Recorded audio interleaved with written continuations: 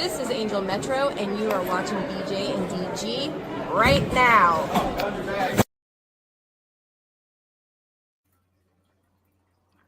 Happy May 4th, everybody, and may the 4th, be with you. And may the 4th be with you, you rebel scum. Cheers. It's a Death Starry night where I am. BJ Yeah, but here. those stormtroopers aren't going to hit their target. Never do. DG over there.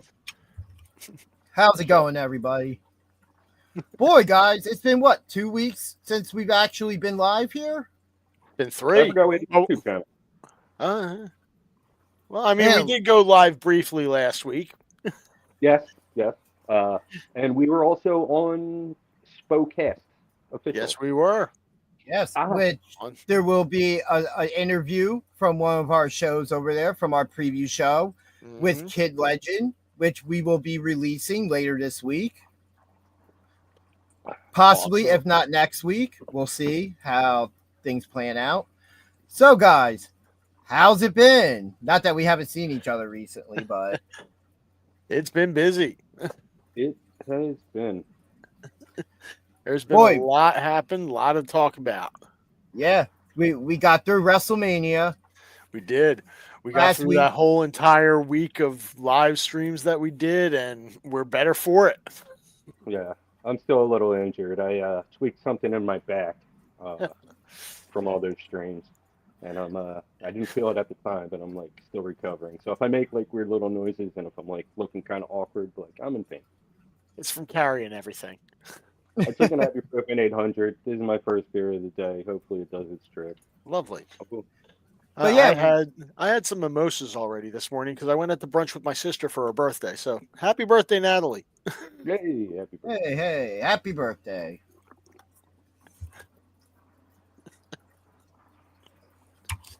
So yeah, last week we weren't live because we were at the silver anniversary of the Backseats for SPO Wrestling. Which was an amazing show. You can catch our full review of that over at the Spokecast official YouTube channel. And you can also catch the whole pay-per-view on Radiant TV. You can go to Spokecast official and watch our preview show, and then download Radiant TV, pay $4.99 for the show, and then watch that, and then go back to Spokecast official and watch their review show, and then our review show the next night. Yeah, and then the intro that everybody just saw was actually recorded right after that event with the amazing Angel Metro, which you ever have her booked anywhere near you, go see her. Go support her. She's great in the ring, and she's a great person to talk to. Which, hold on, she was scheduled for a one-on-one match against another woman, and she wound up in a 25-person battle royal. And she held her own for a good while in that battle royal. And very impressive. Looking forward to seeing her wrestle again in one-on-one situation. Yeah, run through some photos here real quick from that. We have this champagne toast man destroying Primal Fear. And that's before the bell rang. Yeah. Yep.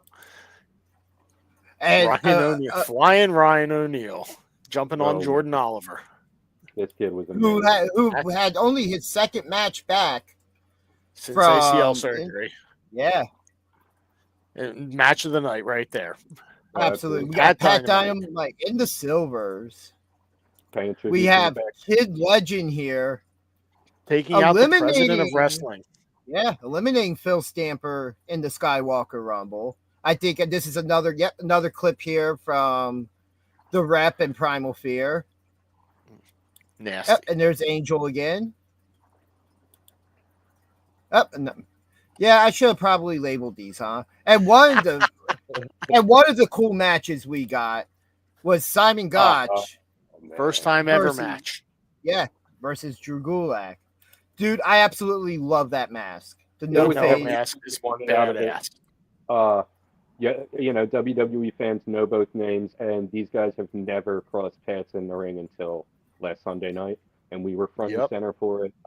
We were. Amazing match. We all called it correctly on the preview show, I believe, right? No, I was wrong. You and me were right. Okay, 2 out of 3. All right. Thanks for trying to give me credit, though. It was the crowd was in all of this match. It was like complete silence until there was completely the polar opposite of the last match before the intermission. Oh yeah, with Jordan Oliver and Flying Ryan O'Neal. Well, the 2 matches were completely different styles, and the crowd reflected the styles of the matches perfectly. Oh yeah, absolutely. Great this match was a complete technical masterpiece. It started out that way, but then it turned into a slugfest, and then it went back to a technical masterpiece. Oh yeah. Yes, and then this was from the SPO Championship match, which we all called incorrectly. Hey, but I still will say we get all the credit for lighting the fire under Rick Blade to go on. And it was a bright fire. It was a very bright fire, and he took all of it and responded. And congratulations, Rick Blade. We were good job getting that championship. Congratulations. In a moment, I will show a photo of his reaction to that. But and then Stan Styles, the creamy shredder. Creamy World Order, man. Yep. And this being one of my favorite photos outside the champagne toast, Flash Carter having Kurt Robinson set up for a 619 and catching it right before he grabs the ropes. It's a great action shot there. Oh yeah, with Pat in the back. Boy, Kurt Robinson featured in back-to-back photos. This just loved the look on his never face on the good end of either one. No, probably not. And then speaking of Flash Carter. Which was he asked to take this photo with all of us, and it was posted on his official Instagram account. Go check out Flash Carter. He's another great guy and very athletic. He's also doing stuff to become a heart doctor. Class act. Yes, very much so all around. We had musical talents there like UK pop club music, Billboard artist Lavari. Top 10 artist. Respect. Top 10 artist Lavari. Yeah, it was really good meeting him. Philly hip hop legend Tone Love with the Nana's Cotton Candy Cloud stuff, which absolutely amazing as well. And then Rick Blade disappointed in us. So this was immediately after he won the title. Mm-hmm. Yep. Rolled out of the ring, just stared us down. I said, I'm sorry. We apologize. We were completely wrong. But as I said also on I feel the we've show, made amends. But like I said also on the review show, is that, I feel like because we lit that fire under our ass, all 4 of us combined are the SPO world champion. All right. That's all I'm saying. I'm not claiming to be Voltron's yellow leg.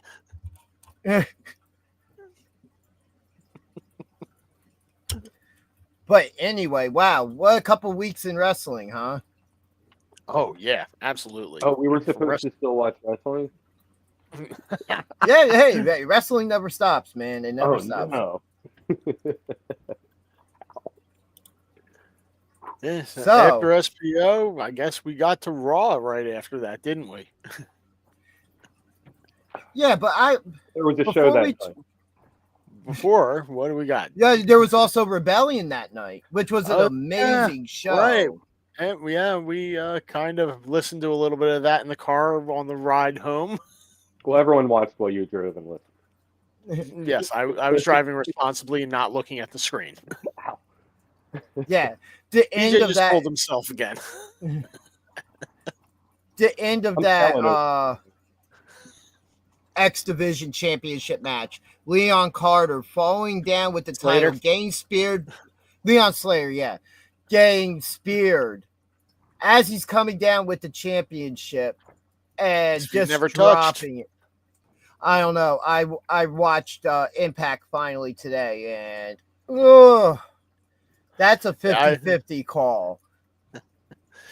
It was a judgment call, but I say respect those stripes.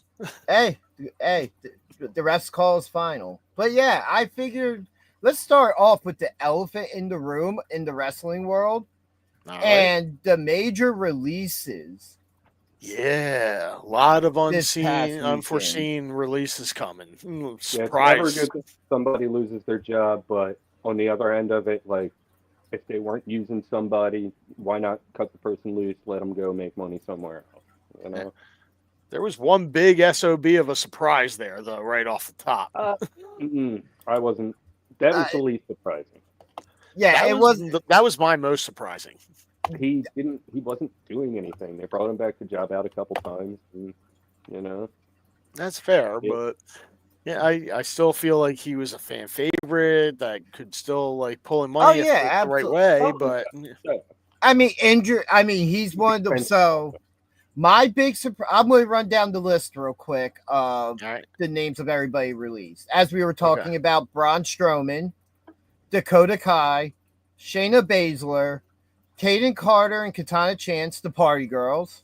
Sorry, BJ. Sorry for your loss. Cora Jade, Gigi Dolan, Wolfgang Joe and Mark Coffey, Gallus, Eddie Thorpe, Wiley Osborne, Jakara Jackson, Ora Mensa, Javier Bernal, Danny Palmer, and Shotzi Blackheart's contract just wasn't renewed. Yeah. Yeah, Shotzi doesn't really surprise me. Like, I know that she was popular in NXT before, but the gimmick didn't really translate all that well, and then she got injured a lot and never really gained that momentum back. I was really surprised by Jakara Jackson's cut. Like, she and Lash Legend were starting to make noise in the tag division, and now all of a sudden, I guess they got plans for Lash Legend, but they figure her in the singles scene. Like, I look over this list, Gigi Dolan and Shotzi both surprised me because they've been kind of doing the crossover stuff with TNA. Tatum and Paxley and Gigi Dolan have been being featured in the women's tag team division. Then they just had a champion. Yeah. Gallus kind of surprised me, but not really because they were more featured on Evolve than any of the other programs recently. Mm-hmm. This past week on NXT with the mutual breakup of Metaphor, the Jakara Jackson or Mensa might have been a case of contracts more or less not renewed, but kind of still surprised me, at least with Jakara, because I thought she was like a future Sasha Banks type character that would be pretty good and pretty fun, you know? Yeah. Ora Mensa, not as surprising at all because he was good. He added something to that group, but if they have no plans for the group, as that promo or backstage that they had at NXT this week seemed to suggest, then Ora Mensa is kind of like not useful. Eddie Thorpe surprised me. Yeah, because it seemed like they were getting behind him. Yeah, I really liked his angle that he was going at it with too. Cora Jade, Dakota Kai, Braun Strowman didn't really surprise me because they've been more on the injury shelf than actually competing. So they've been essentially paying them to stay home. Yeah. Dakota Kai surprised me a little bit because of the whole Damage Control connection with Io Sky and all that, but they hadn't really been bringing her out there as like her. Yeah, that's true. And as far as Shayna Baszler getting cut, it was slightly disappointing, but more so because they hadn't been using her the way that she could have been used. And that's the problem with all these. But at the same time, they're filling how many hours a week with good content and using as many people as they can. So, like, you know what I mean? Like, catch-22.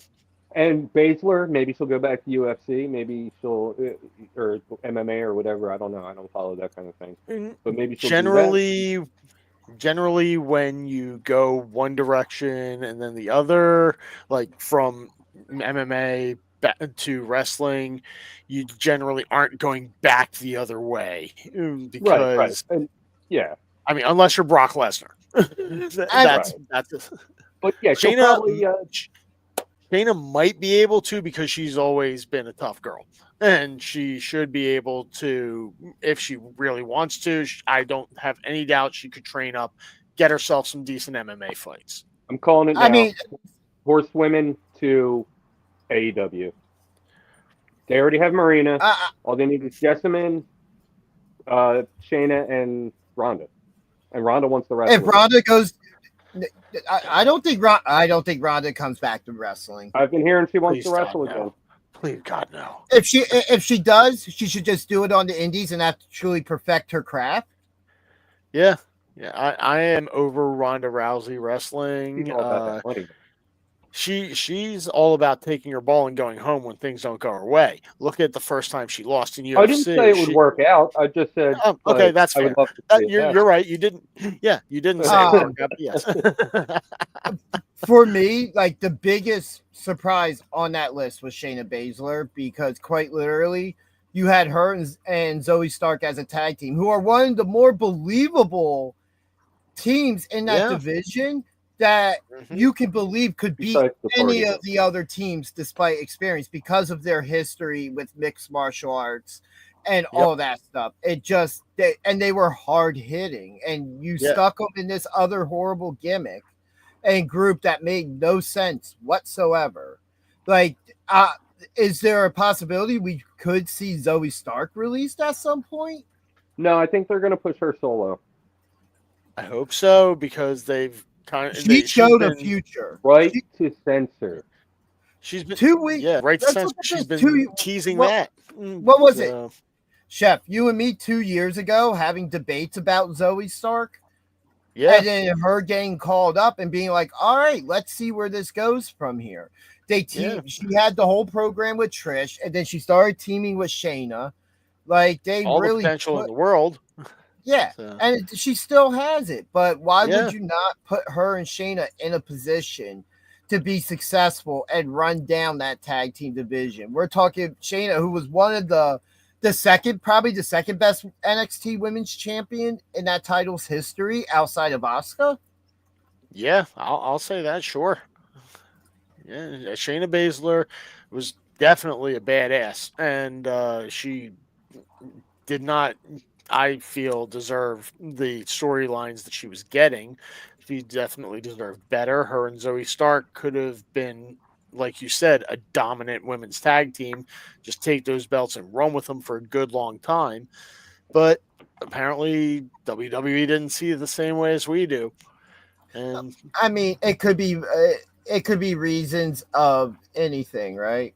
Eddie, what's going on, brother?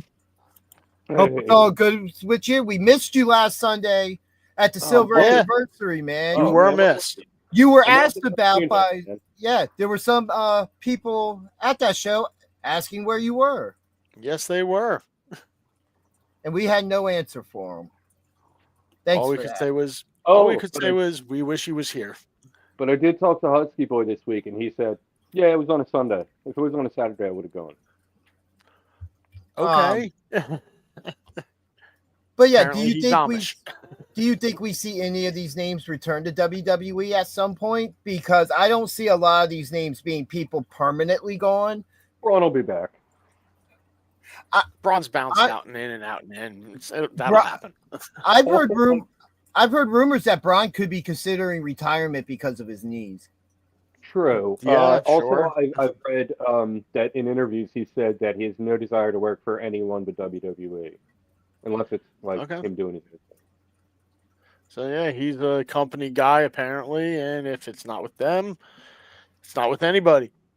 Just real quick, sending my best wishes to you and the family there, Eddie. Sorry to hear, man. Definitely sorry to hear, man. Honestly, I could see maybe somebody like Gigi Dolan returning. I could see Shayna return. Gigi, I could see in TNA. I think that's the most logical landing place for her. Just either way, Shayna AEW. She'd be perfect. Shayna AEW. Yeah, I think Shayna would fit. Well, would you put her with them or would you put her against them? Doesn't matter.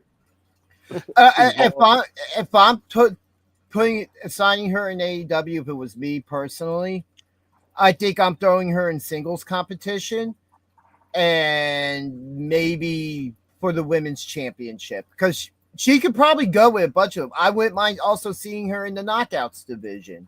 Shayna Baszler versus Masha. Sure. I'm here But for we it. all realize that Tony Khan can't book. So Yeah, there is that. He's an That's always action a risk. figure collector. Smart That's all booker he does. thing. Wait, Yeah, it's 50-50 shot sorry. when you I'll sign bring on it with back up. Tony. Yeah, okay. Yeah. I got halfway through. I could see Eddie Thorpe eventually returning. But, the one exciting thing about a lot of this is if a lot of these towns decide to continue wrestling, hey, that's fresh blood on the indie scene now. Yeah. And hey, that could be great news for SPO. Let's see. Who would be the most likely to appear on an SPO show out of these cuts, do you think? Well, I have a wish list. Okay. Well, I'm sure you do. So I'm pretty Starts sure with that I'm pretty sure Carter that and starts Chance. with the Party Girls. That's where I'm pretty sure that list starts. The Party Girls, Cora, Gigi. So Dakota you want to fill out Kai. the SPO to women's division. We got to beef up the women's division in SPO. That is a valid point. We could definitely use a few more women in there to, up the competition. We do have Angel Metro now. We've got Ruthie J. But nice. Tasha needs more competition for that belt. Yeah. That's what I'm saying. Eddie, I was watching that show last night for AEW, and I'm just going to say it now as a teaser. My match of the week comes from Collision. Nice. I have not watched Collision yet because... Well, spoiler alert, buddy. Spoiler alert. You're going to be spoiling away. You're going to be spoiling from half a SmackDown on this week for me. And I'm fine with it because other things happened. I didn't have a chance to watch, but it's on me. I want one spoiler. Did Brody King win? Okay, you know what? We will talk about it when we get there. Because of that reaction, let's just wait. The finish is why it's my match of the week. Oh, all right. Well, there's a spoiler right there. The finish is why. So let's. We haven't even put the graphic up. Fuck it. But I still haven't said what the match. I haven't said what the match is. We got a good idea. I bet you do, but I haven't said it. For all you know, it could be some match with Ricochet in it. But anyway, let's get and start talking about Monday Night Raw. Sure. And boy, one of the things I want to talk about related to Raw is this new stable forming with Seth Rollins, Bron Breakker, and the Wise Man, as he is still being referred to currently. Hey, he's now Seth's wise man. Paul Heyman is a wise man. You can't deny that. Yeah, that is an earned title. Yeah, well, if anyone could not pay so many people in the 90s and still be alive right now and successful and still have a good reputation in the business, he's got to be wise. Yeah. Yeah, unlike some other people from the 90s. How was the SPO event? The event was absolutely amazing. The best SPO event ever. Which anybody watching at the moment, if you would like to know our thoughts on that, you can head over to SPO Official here on YouTube after you watch this and go check out our review of that entire show. And if you want to watch the entire show itself, you can download the Radiant TV app and buy it there for $4.99. Yeah, completely worth it. Completely worth it. But yeah, I'm looking forward because they played a whole storyline throughout Raw with Sami Zayn and the whole idea of, he doesn't like where this is going. And they just said that, okay, Wise Man can get you put on SmackDown if you want. So they made him an offer. Made him an offer they thought he couldn't refuse. But like any good face. I mean, so it looks like Seth Rollins and Sami Zayn could be one of the first, or Sami Zayn one of the first little bumps in the road to establish Seth in this group, which I still think that another person or maybe two more people join this group still. I think There's we one see woman I specifically think that we see join the group. Becky Lynch. Especially after her promo this week. You know what? I can see that. I personally wouldn't mind seeing a tag team join them, and that tag team being A-Town Down Under. Because let's look. Here's how I'm looking at it. You look at this group, right? Evolution didn't necessarily have a manager, but if you would have said who was the manager of that group, it was Ric Flair. Absolutely. Right? Even though he still wrestled. But now if you take that out and you do a manager and 4 wrestlers, Seth Rollins is the vet. The tag team that could use the rub and the help to get to that next level, being A-Town Down Under without necessarily splitting them up right away. And then Bron Breakker to be that breakout Batista spot. So I actually read an interview with Paul Heyman from like a couple of years ago where he said that like these are the guys that like he would build the future of WWE around, and named literally not Waller but Theory, Rollins, Breakker, and Becky. I'm pretty sure Becky cares, but I don't know, Eddie. I don't think that Bayley turns heel anytime soon. I feel like we're getting to a point where the women's division is getting a little heel heavy at the moment. There aren't too many standout baby faces, especially with Bayley Naomi. Is one of them. Yeah. Yeah, you can't keep turning all the face women heel. I mean, you can. Eventually, and then you can't. But then you got nobody to face them, and you just got a hell of a time in the locker room. Yeah, and then on Raw this week as well, we had Rhea Ripley versus Roxanne Perez, which ended in a disqualification. But wow, did these two put on a phenomenal match before it all broke down. Yeah.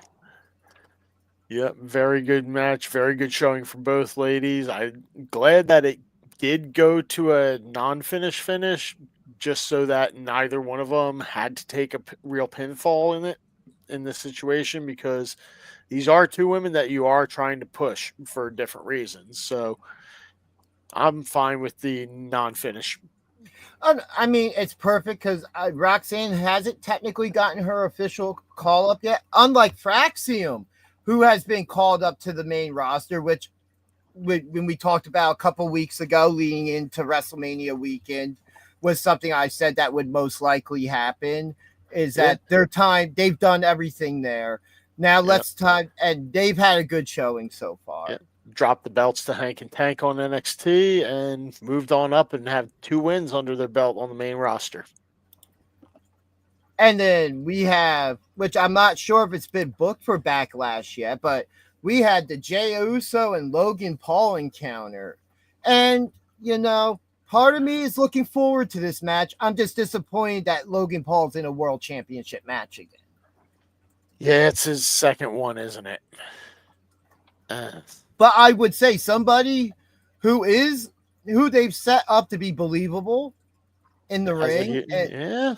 You know, and just because of his YouTube past and everything, like we've said, like it's natural heel heat. Yeah, also his naturally grating personality. Eddie, you know what? I am okay with him being a future champion, just not a future world champion. That's why there's Intercontinental Championships and United States Championships and Tag Team Championships. Hey, there's even an NXT Championship. He can go. Yes, Ricky Bobby. You heard? What? He's already been U.S. champion. So he can go win it again. Sure, why not?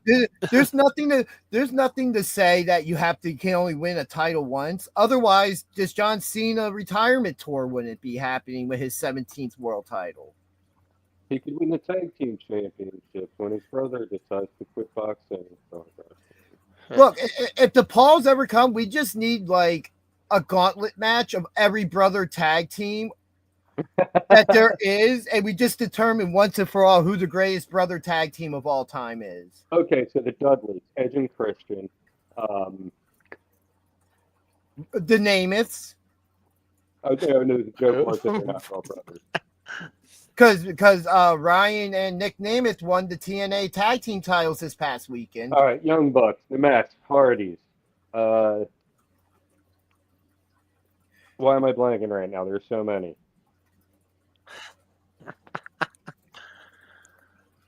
All right, three-way. I'm just all right. This is where we're at. TLC, moving table, on. fires, and chairs. But yeah, I will say Jey Uso, Logan Paul. I will look for. Yeah, the Usos. The Usos. How did I? Because they haven't been together recently. Yeah. That one night in Europe. We don't. The Lucha Brothers. The Lucha Brothers, but they're again not a unit right now, so it didn't occur to me. It didn't click. So then moving on, we have Becky Lynch come out, cut a promo for another one of the big moments on Raw, setting up her and Lyra for the Intercontinental Championship. Something tells me BJ doesn't like Becky Lynch's heel turn or, much else about Becky Lynch right now. I just don't like hearing her cut promos. It's the accent, isn't it? No, the accent's fine. It's the weird, annoying thing that she does between every word. But at least she doesn't sound like she has the hiccups like you just did. Like she does. Listen to her next time. Listen to her carefully. When she gets excited, she does that. And if you're going to be public speaking, learn how to speak in public. That is a fair point. Yeah, I guess since that is one of the matches for Backlash that is scheduled, I do believe. Let me double check that. Yeah. Who do we have coming out of Backlash? Whoa. Do we have Becky Lynch becoming the new Women's Intercontinental Champion, or does Lyra retain? No.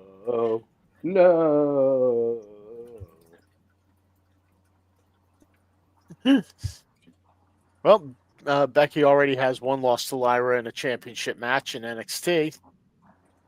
So, I think that she might be a little extra motivated, but Lyra is also not the same Lyra that she was. That was also babyface Becky. That wasn't heel Becky. That will cheat. Right, that's true.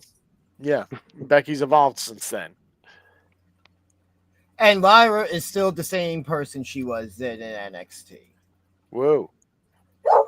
But you know what? Even my dog agrees. I'll go Becky here. I think Becky captures the Intercontinental Championship. We get a bit of a feud. She'll cheat to win it. And we'll be able to add another layer to Lyra's character in a nice chase to get the championship back at some point. Because that's when Lyra was at her best, when she was working with Becky in NXT. Yeah, when she was doing the chase. Barry just wants to be a part of the show. He's like, I'm here, man. Hey, Barry, get over here. Come here. Yeah, hi. Shut up. Okay, I guess I got told no. Yeah, another surprising match from Raw this week, but that was really good, was Stephanie Vaquer, the NXT Women's Champion, taking on and defeating Ivy Nile. Yep, Stephanie is definitely impressing every match. She is out there giving it her all, and it shows, and she is going to keep that belt until she's ready to move herself up to the main roster. Yeah, what's really interesting to me is the last couple of weeks since WrestleMania. Since we haven't been on, we haven't really been able to talk about this, is how much the NXT women's division has been featured on Monday Night Raw. Yeah. Oh, yeah. We've had Roxanne featured. We've had Stephanie Vaquer featured. We've had Io Sky go back down there for a match this past week. Mm-hmm. We've really seen them with the purchase of AAA as well. We're seeing maybe a change. Could Stephanie Vaquer get called up sooner than what would be expected? I mean, she could. I feel Julia, as Eddie said, Julia as well. Yeah, who's now a heel. Stephanie got offered to pick main roster or NXT, and she chose NXT, which tells me that WWE thought she was already main roster ready. Same thing with Jordan Grace. Jordan Grace got offered to go main roster or NXT, and she went NXT to go be part of that division for a bit. Right. So to me, it comes down to when basically both of them feel like they're ready for the main roster. And Stephanie will keep the belt until she's ready to move on. I don't see anyone there that's ready to take it off her. Maybe Jordan Grace, but yeah, beyond her, I don't see anyone taking it off. You know what? Like my idea of how we've talked before that I feel like the draft should be call-ups. You draft from NXT, and if stars are switching shows, maybe you do it as a way, hey, Raw needs a couple extra picks. So they're going to trade Seth Rollins or Sami Zayn or somebody over the SmackDown for the picks, and maybe a couple stars back in return. And I wouldn't be against her getting drafted up as the NXT Women's Champion and just carrying that title still. Sure. Thrash, there is no date set for the draft yet. Like what draft? Why is everybody talking about this draft that they haven't advertised or even been No, it's happening. It's because it's happened so many times that we all expect it now. They just shift the date every year. It's like 1 year it happens at the end of the summer. Last year it was do a draft for like 3 years. Hey, we're just going to open up windows for people just to change shows. Just trade. Yeah, the transfer portal. Call-ups. It looks exactly like one wrestle from AEW. Ooh. Chris Jericho? Yeah, I get that a lot. Luchasaurus. Okay. Yeah. And then this week on Raw, Nick Wayne. Yeah, I can see that. I can definitely see that. And then we had what is going to be Chef's favorite match on the Backlash card, one way or the other. Gunther versus Pat McAfee set up this week. Oh, please, Gunther. Please, do it for real. Do it for real, Gunther. Do it for all of us, please. Oh, I hate the idea that Gunther's going from being the world champion to this, but I talked to you about this at work earlier this week, and I know what this is being used for. We got a tease of it a couple months ago with Gunther and Goldberg in the crowd. I have a feeling this is going to be, the former football star calling in his buddy, Bill Goldberg, who's going to appear, and this is going to, at some point down the line, set up Goldberg for his final match, and Gunther will just bury him 6 feet under, and we'll be done with Goldberg forever.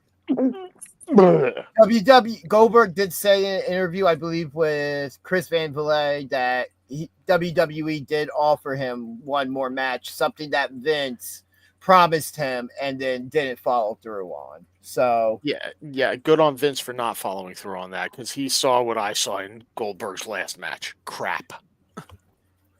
I mean, I think about Vince promises. But this whole McAfee can go in the ring, and the couple times we've seen him in the past go in the ring. And you know what? This isn't something where I'm not even. I would say I'm not expecting a 5-star match. I'm not even expecting a 3-star match out of this. I just want a Gunther beatdown. Yeah, that's what this is going to be. That's what this is going to be. And at some point, this is going to be something to set up something bigger for Gunther. Yeah, getting jobbed out by Can't get much smaller.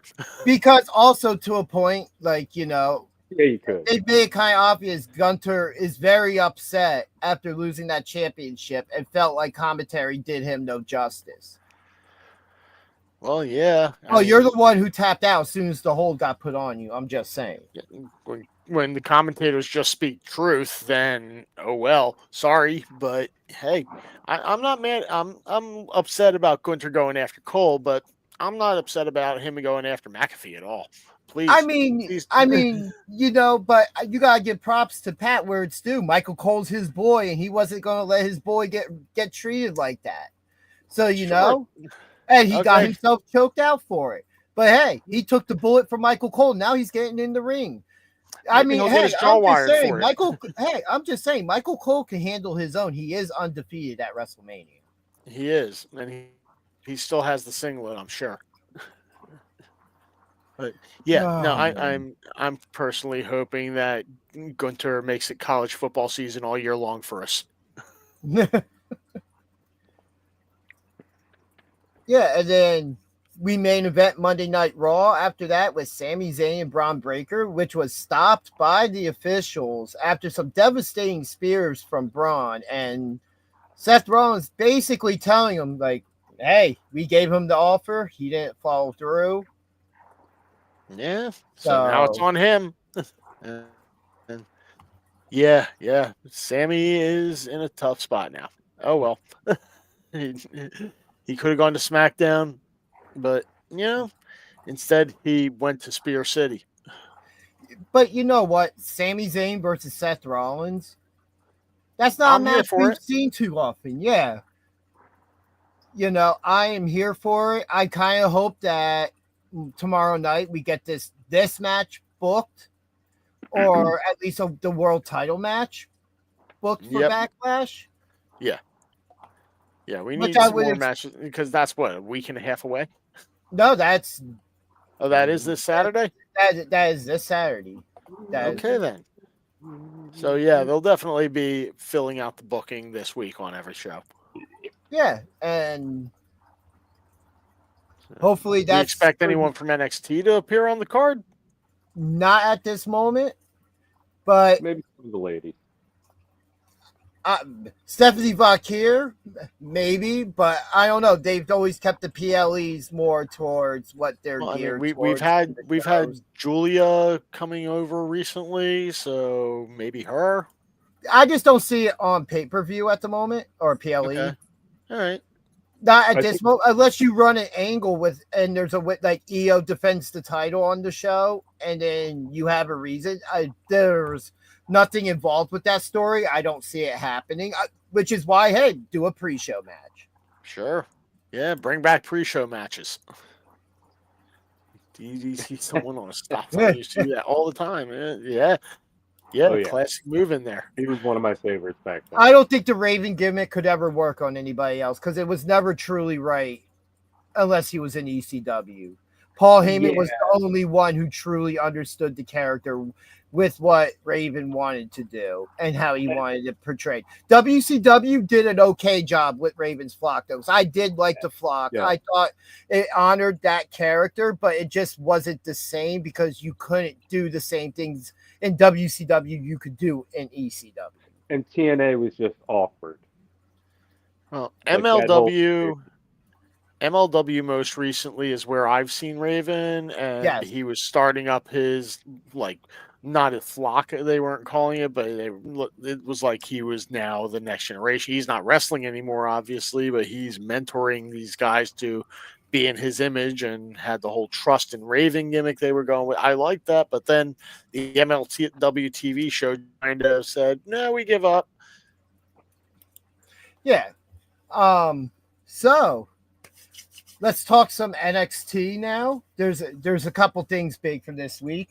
After what has happened in the past couple weeks with Trick Williams, after Joe Hendry's WrestleMania debut, which, by the way, shout out to one of my really good friends in Canada for sending me this.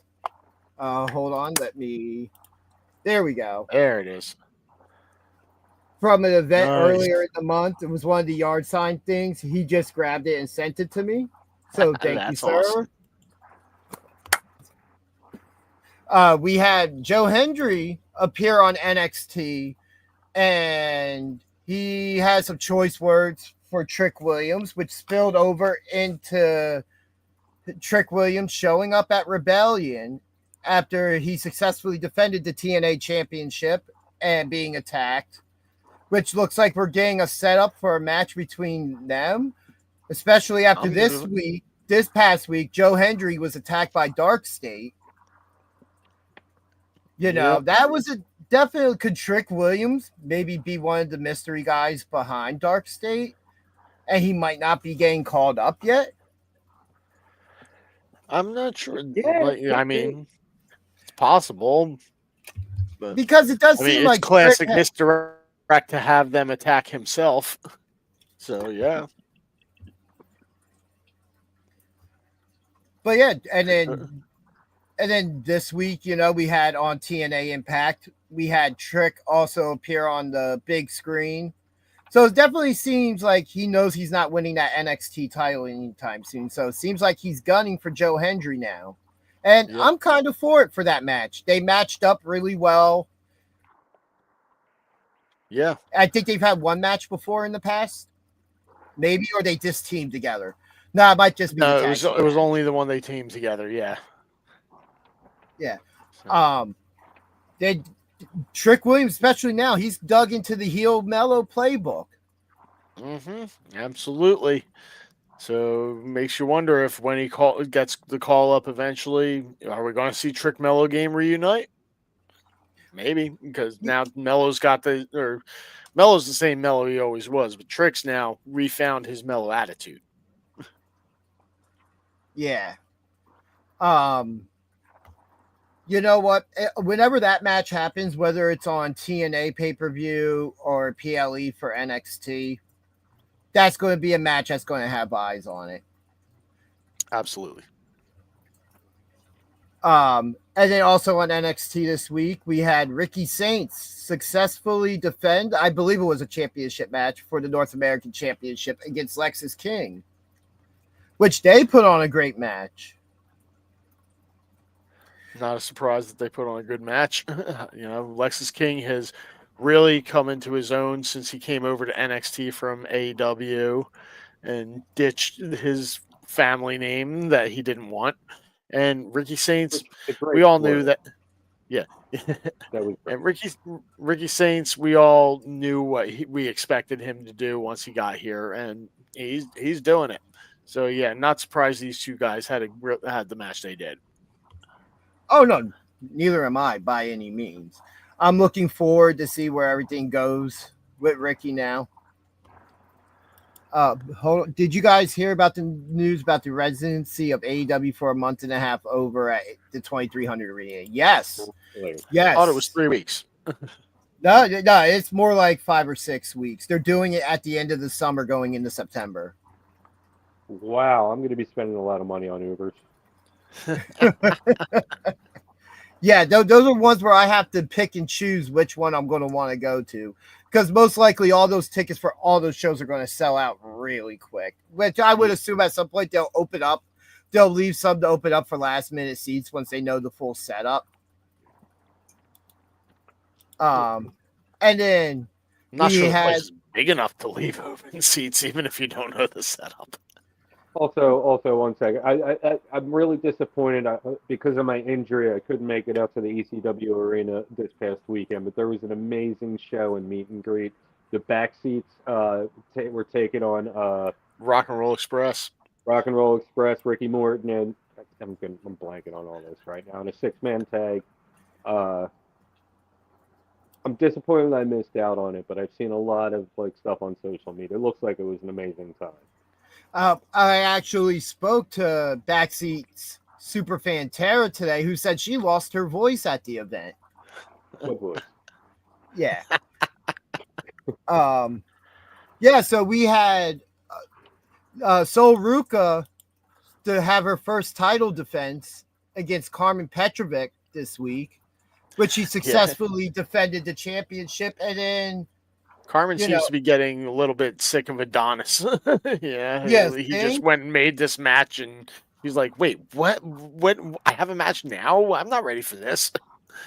Yeah. So I think she's kicking him to the curb relatively soon. Yeah. And then Sol Ruka, also the Speed Champion, which I believe makes her the only double champion in WWE at the moment. Good for her. Yeah. Even though the Speed Championship is one that only Elon Musk knows about at this point. We had the NXT Tag Team Champions, Hank and Tank, defend their titles and defeat Josh Briggs and Yoshiki Inamura. I think I said that right this week. Inamura. Yeah, that was a fun match. Like, I'm still surprised Hank and Tank actually have the tag team championships, but boy, are they really going to build that team up to be something? At least I hope so. They're a fun team, fun to watch. They just got good chemistry together. Yes, Eddie, I saw that interview. Very good. Yeah, this was a good first match for them as champion, good first challenge for them to get through. But there's plenty of more challengers in that tag team division. And anybody else apparently from any other show who might want a shot at some point. Sure. And then in the main event for NXT, we had Io Sky, our women's world champion, and Jordan Grace team up to take on Roxanne Perez and Julia. Boy, these four women. That NXT women's division, I will stand by and say is the best women's division in wrestling right now. Yeah, I can't think of what other division I would put up against it. Definitely. I mean, AEW, they've got a lot of women there, but they never use them. And well, now that the party girls are gone, I would say, both main roster divisions are trash. Now that there's no party girls, there's just nobody. Well, it's time to be serious and not party. That's all I'm saying. But this is what partying too much gets you. But yeah, and even after that match, there was definitely a lot of glares from other people wanting shots at that championship. With the breakup of Metaphor, I'm kind of hoping to see Lash Legend get into the mix in one of these divisions now as a singles competitor. For sure. Because I still stand by that she might still be a bit green, but she's one of those who I think could get called up to the main roster and actually compete up at the level and step up where they won't have to tone down to her. She'll be able to step up and go to that next level. Sure. Oh, yeah. Lash Legend has proven herself in tag team action against main roster talent. Yeah, I could be argued even that she might have been carrying Jakara a little bit in those matches, but hey, now we get to see what she's going to do by herself. So, Metaphor is done, obviously now with the releases, which made sense with the way they did the just normal breakup of the team. Mm-hmm. That's what I expected it to be. And then the cuts came down. I'm like, oh, Metaphor is done. It's like, oh, this actually makes more sense now why they did it like that. Right. Because that's why I think like Jakara Jackson or Mensa, we're not renewing your contract, Like, yeah, makes sense. And there are two names I can see coming back in the future. Mm-hmm. All right. So we're going to talk a little bit of SmackDown real quick, and then we're going to take a couple minutes break. We're going to go to catering, get something to snack on, whatever. But let's quick nosh. Yeah, we haven't sent anyone to catering yet today. That's why we're all going to go at the same time, because we're going to be bound to say something stupid. We've already been live for 53 minutes and it hasn't happened. BJ hasn't spilled anything yet. Like, what? That doesn't count if you do it on purpose. That's just being a moron. So anyway, let's talk about the beginning of SmackDown this week. Sure. We have LA Knight come out, start the show, talking about he wants his rematch for the U.S. Championship. And instead, he gets a number one contenders match with Damian Priest. Yep. Which, after some exchanged words, Priest saying that, like, hey, I have no beef with you. I was coming down handling my business because Drew can't keep my name out his mouth.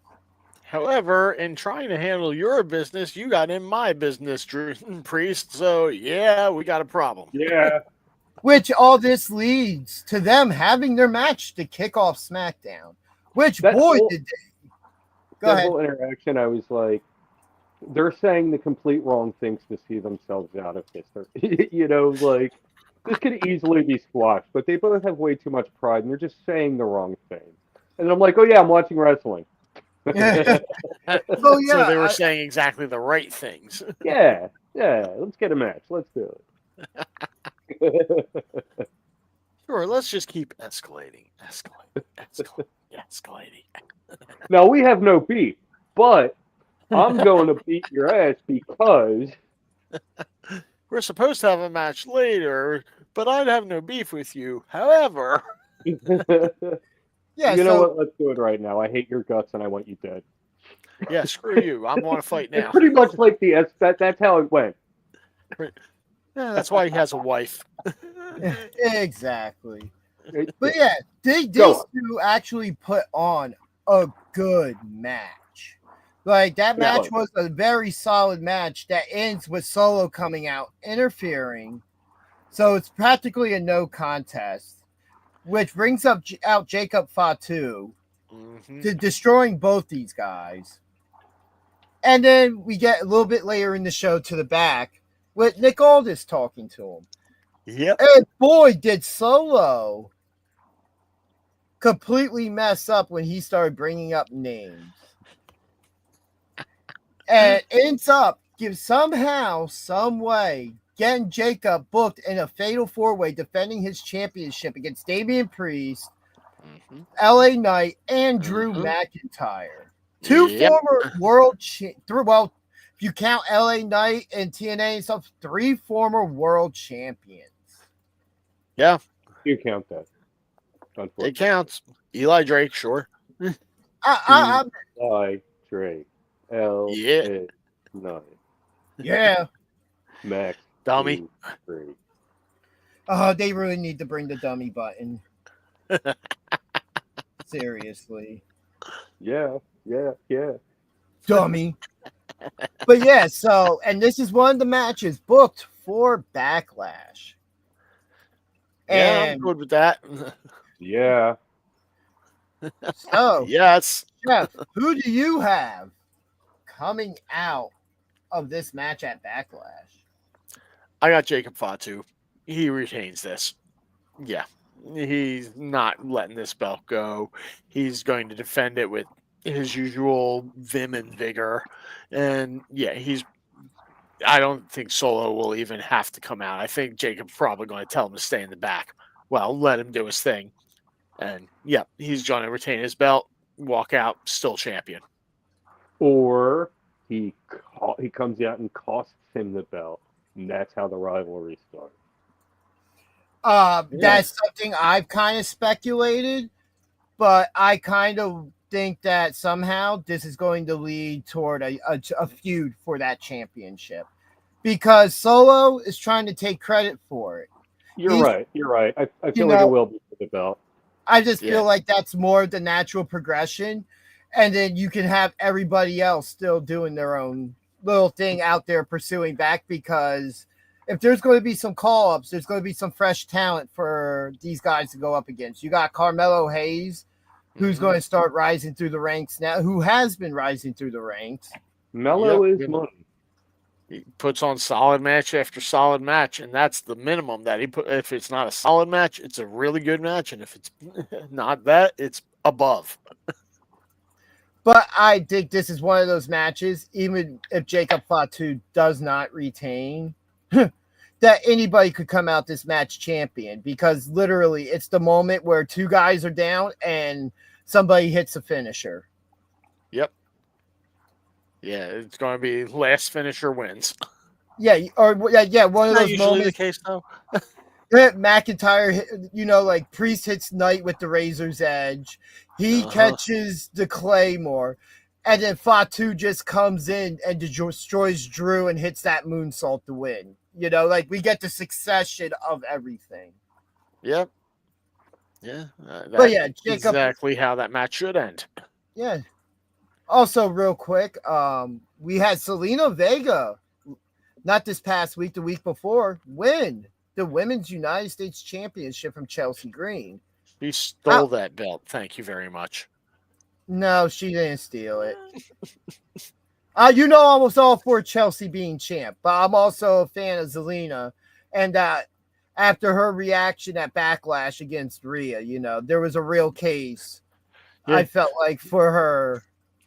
Well, I think that there is a good argument here to be made that Zelina has more claim to the belt anyway, since Puerto Rico is part of the United States and Canada is not. Well, I mean, Chelsea and her entire cabinet aren't even from the United States. Exactly. Which makes it even better because, hey, how much worse can it get? That's why they should have had the women's European title. That's just why they should bring back the European Championship, but that's a conversation for another day. Yes. I was a huge tomorrow. fan. Join us live tomorrow. No, I'm just kidding. You know what? You know what we really should do, and that reminds me. Oh, this is Rough Seas Dark Lager by Ship Bottom. It's a 5.2% dark lager. Excellent stuff. And the previous one was, in honor of Cinco de Mayo, Crisp Lime, nice. A lime lager, 4.8%. I was actually at a brewery this morning with my sister, Neck of the Woods, I believe. Oh, yeah. That's where Husky Boy works. Oh, that's no kidding. Yeah. He was not working today while I was there. Otherwise, I would have definitely recognized him. But no. He doesn't work weekend. He's the sales guy. That makes sense. Okay. So, but yes, I just happened. My sister said that is her and her husband's favorite brewery down there. So we went down there, had a nice little flight of beers before we went out to brunch and had some mimosas. So did you try stay in the car, Frank? No, I had we tried 3 of the sours there. We had 3 of the sours there, and then I had the Patty's Pub Nitro Stout. Okay. Well, at this point, ladies and gentlemen, we are going to take a short break. And for this break, since we have no real new footage to show at the moment, we are going to show. Hold on. Eddie. If you watch our WrestleMania stream, I don't know if you've seen it, me and Husky Boy Mike drink the crowler that you gave me of the mint chocolate stout. Okay? So relax. Yes, that is true. And then that side of the show went completely off the rails. And then, we got really bombed. And that side of the show went for Chinese food. Pretty embarrassing. Yeah, that's how we went from BJ drinks beer to BJ gets Chinese. That's right. But yes, we are going to take about a 4-minute break here. We're going to show our Fago review that we filmed live at Harris. Yes. So everybody enjoy, and we will be back. Yeah. Dude, I'm doing Matthew, I forget who it is who does the cell. I'll see if I can do it. Hey, I guess when I grabbed that, you grabbed the wrong thing. No, our voice is also recorded over it. When? Oh. So I'm just going to just give me a moment real quick. And we're talking about some really shady stuff. Link to YouTube. Yeah, that's just what I'm going to do. I'm just going to screen share it. Yep. In the meantime, be sure to visit spowrestling.com, and there will be an announcement for the upcoming show quite soon, is what I understand. spowrestling.com. You can follow us on YouTube, follow us on Instagram, like, share, all that good stuff.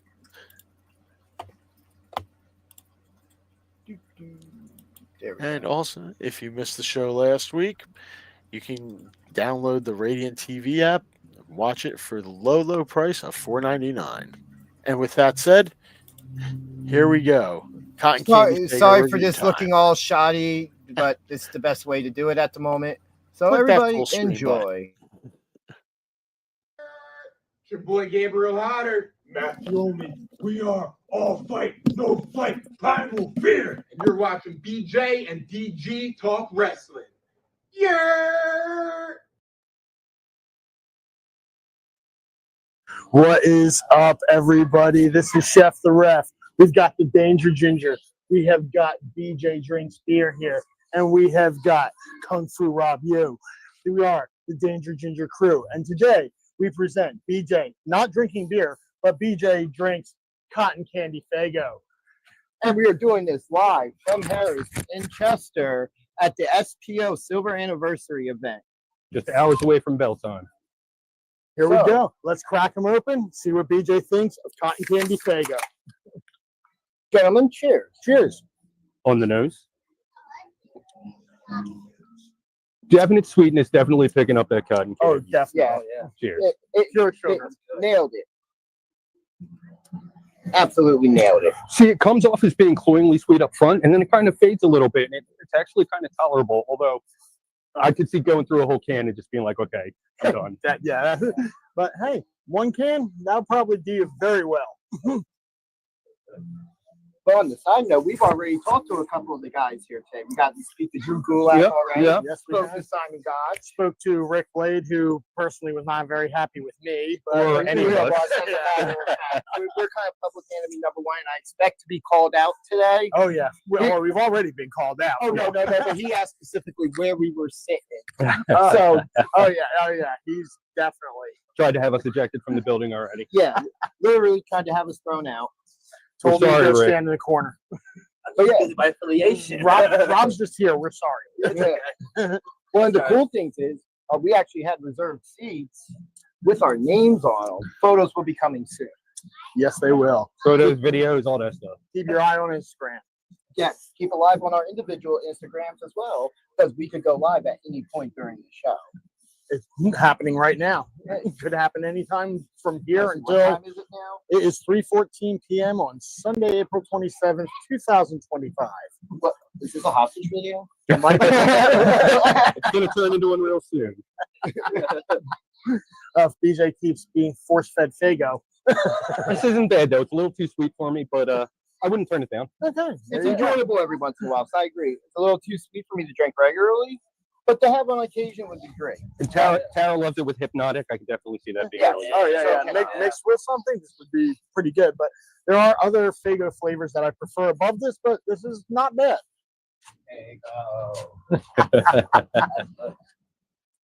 But yeah, it's getting really hot in the sun right now. I don't know if they can see the horses. We've got a chariot race going by over there. We are live right outside by the horse track here, obviously. So if you hear clip clop, that's what that is. So yeah, I think at this point we should probably get back inside. We got some other stuff to do. We do. Ladies and gentlemen, Got some content to bring you. Yes. Yes.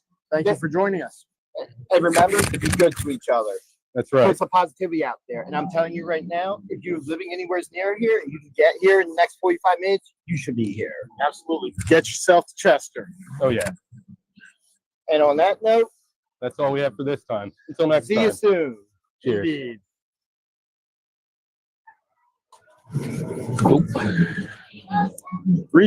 Hey, I'm Livewire Charlie. And I'm Danger Ross. And we are Live Danger. And you're watching BJ and DG Talk Wrestling.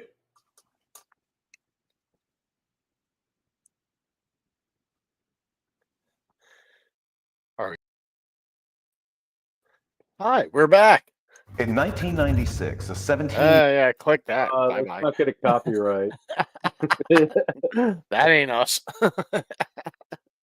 No, that story's not coming for another 6 weeks. We'll have that story available. So welcome back. That was BJ Drinks Faygo. Yeah, wasn't the worst. I don't drink a lot of soda, so I expected it to be really, really sweet, and it was up front, but then it faded, and it was nice, but I could see, Yeah. I don't see drinking more than one of those at a time. At least not that flavor.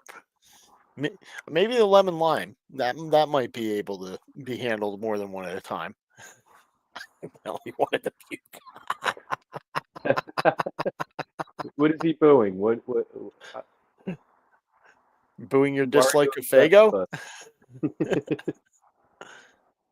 Didn't even realize I was muted. I wouldn't call it a dislike of Faygo. I would say that it's not a preference towards Faygo that BJ has. Why are we being booed? So, yeah. Oh, he's not an ICP fan. Oh, well, whatever. They're all waving. They're waving to you. So anyway, to continue talking about SmackDown now. Now she won't do it because she got put on the spot.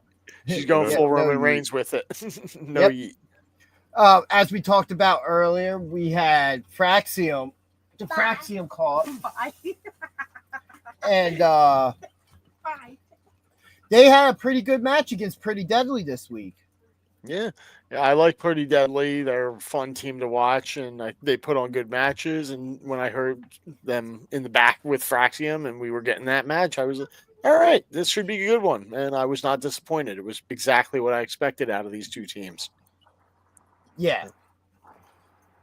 Even though it looked like I think it was Elton who could have been injured at one point because he wasn't able to kick out and the referee stopped.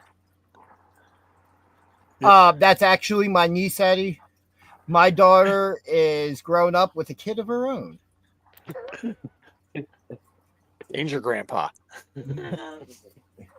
But yeah, we're the ones with the beards.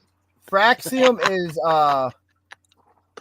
going to really be a team to contend with on the main roster, especially on SmackDown with how stacked that tag team division is right now.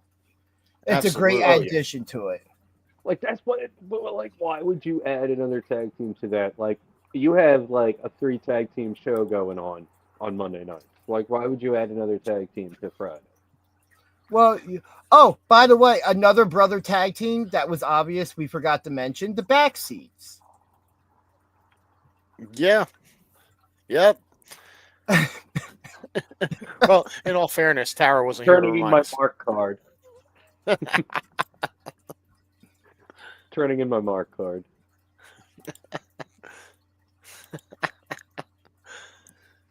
Boy. Yes, Fraxium and the havoc in the tag team division that they could wreak. What tag team would you put Fraxium up against next on SmackDown? I mean, there's so many. DIY. Sure. Angel Umberto. All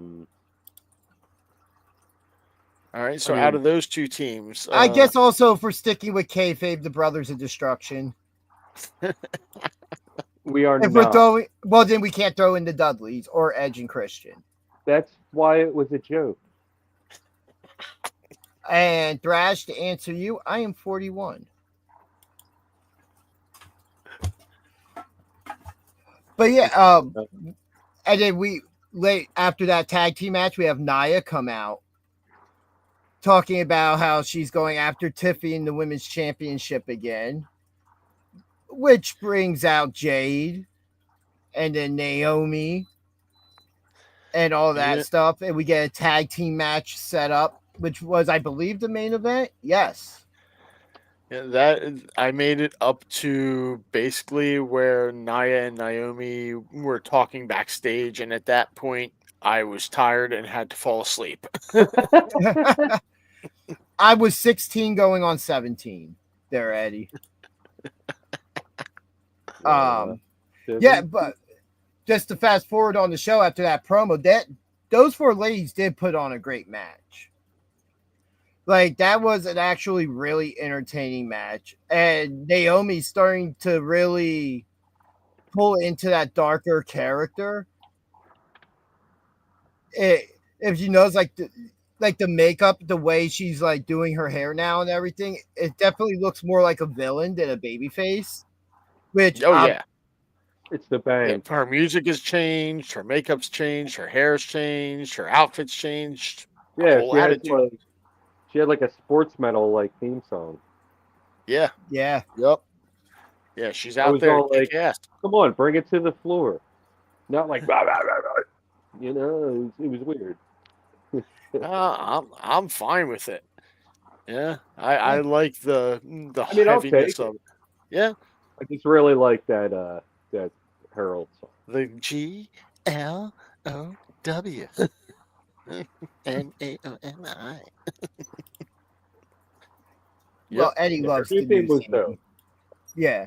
But it just Another caught me off banger. guard. Another really good match this week was Rey Fenix and Santos Escobar. Yeah, that was a really good match. Yeah.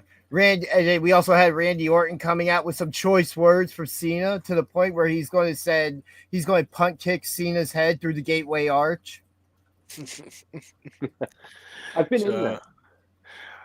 Will we see the return of the punt kick this Saturday? I hope to see the return of the punt kick at any point. I love the punt kick, and It's even a big though moment. We'll see it. even though, well, we'll see it. I think attempted. Maybe Travis Scott takes that bullet, and we can get rid of Travis Scott. Yeah, let's do that. Sure. Because in all honesty, since they're having the match at Backlash, even though it's in St. Louis, John Cena's retaining that championship. Yeah. Oh, so should we try doing a couple of projections based off of what we know so far? Well, I think we've already done that. We've given 2 predictions already on this show, sir. I haven't written any down yet, so they're not official.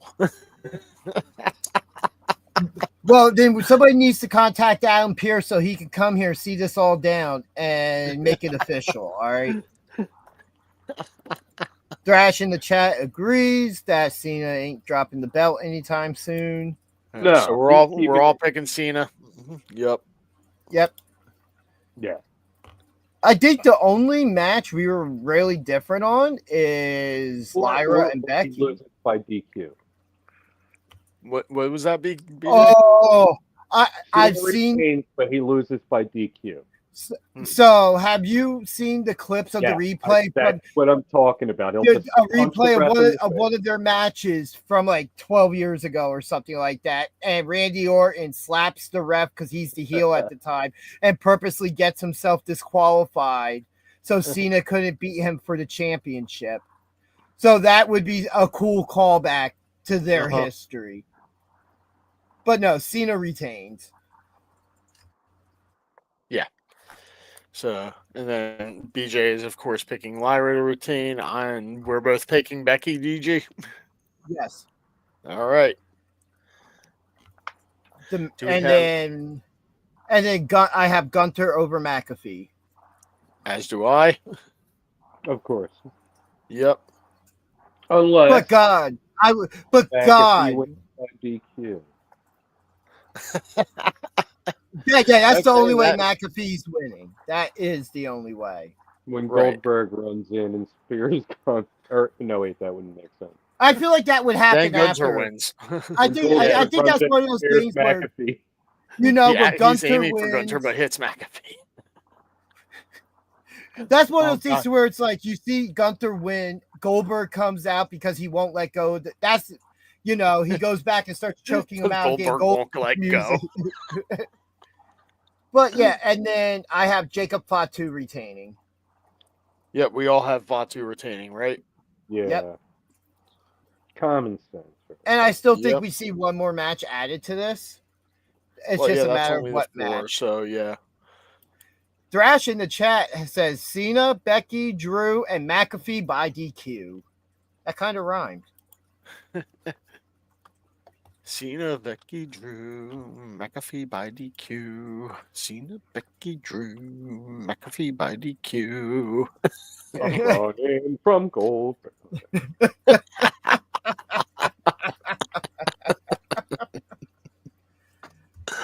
Oh, do you think we get a do you think we get a credits roll and post credits scene moment or debut?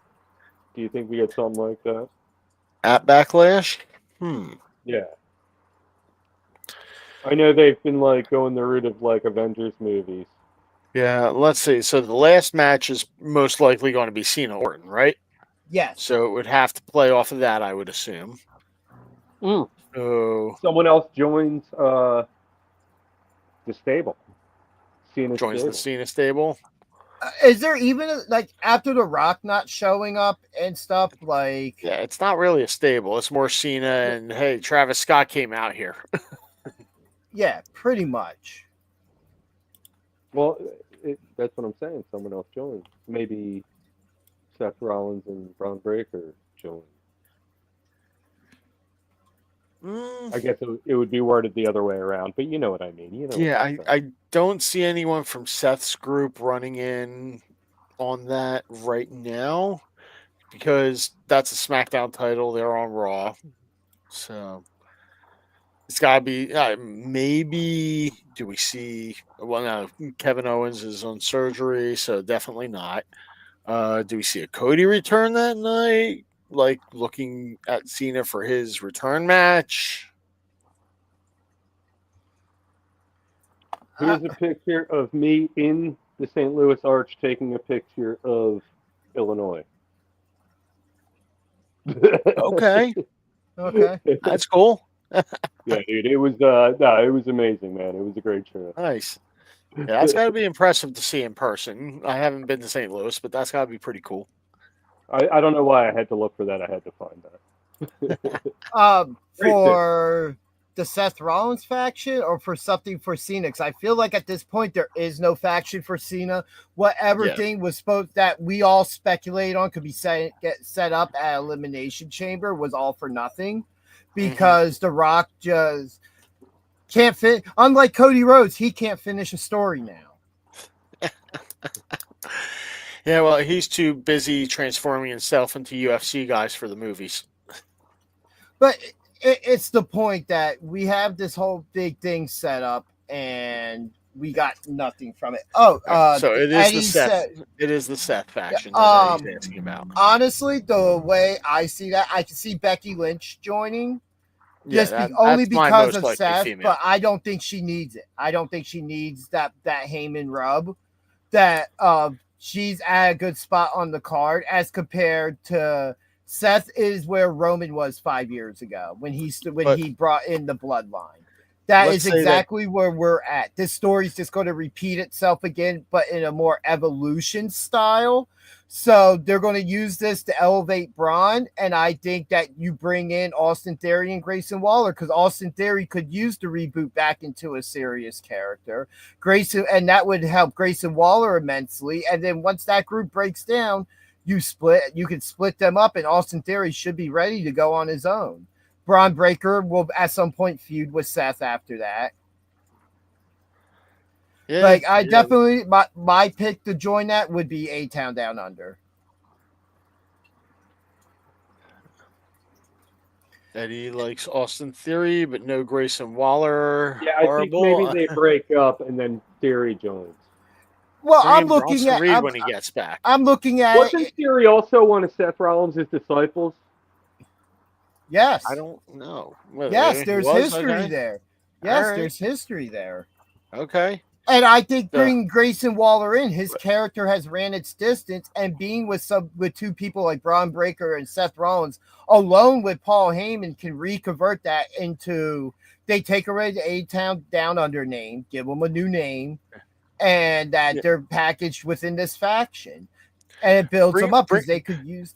I don't see any reason why. Bring up Eddie's comment. Which one? Both of them. Bring in Bronson Reed when he gets back, and followed right up there. Bronson Reed is the real deal. That dude was getting a real push until he got hurt. Bronson Reed doesn't need it. That's just in my opinion. Bronson Reed doesn't need it. And then I don't think Bron Breakker really needed it either, but it's not going to hurt. But it's going to give him Reed would be a similar situation. How I look at it with Bron is, you're right. He doesn't necessarily need it, but being a Paul Heyman guy, and there was history there with Paul Heyman approaching him when he was in NXT, or when he first got called up, when we had that locker room moment with them. So there was a bit of a tease there for that. And if you put in Bronson Reed, all right, we build a stable of 4 or 3 guys and a girl who are monsters. You only have so many championships. So you have Seth Rollins pursuing the world title, Bron Breakker pursuing the Intercontinental Championship again. And then you have the other 2 guys, if it's a tag team, pursuing tag team championships. And if you have a tag team that could use that moment and become Paul Heyman guys, I don't think So you're basically saying bringing Bronson Reed in with Bron Breakker there feels a little redundant. Yeah, because you had Bron Breakker's the monster in that group. So that means you're going to overshine Bron Breakker with Bronson Reed. Bronson Reed would be better off on his own. As an opponent. Yeah, you have him as an opponent more than because that's somebody who can sit there and be like, oh, you can do that. I can do this. I'm just as much of a monster as you are, if not more. Because look at what they did with Braun. Braun Strowman has some of his best final matches in WWE with Bronson Reed. Oh, yeah. Maybe that's part of the reason Strowman got cut is because Bronson Reed wasn't there to save him.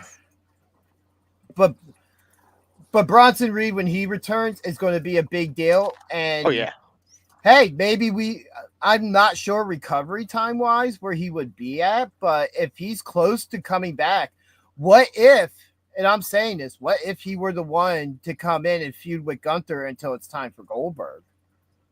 A Gunther and Bronson Reed feud? We could see Dragunov returning soon. So I just fact checked myself, and shockingly, I was absolutely right. It says here on Austin Theory's wiki. Later that night, he assisted Rollins and Murphy in attacking Black, formally joining Rollins' group as a disciple. Okay, there you go. Nice work. Yes. So what better way? I did not edit that wiki myself a minute ago. So you did who edited wiki 1 minute ago. Anonymously, so that nobody, so if we were to go look right now, we wouldn't know. No, but I feel like it would I just feel like it would make sense because they went from a year ago being taken serious as tag team champions to now they've become a comedy act, and to get that bounce back, because Austin Theory, I think, has a future in the WWE.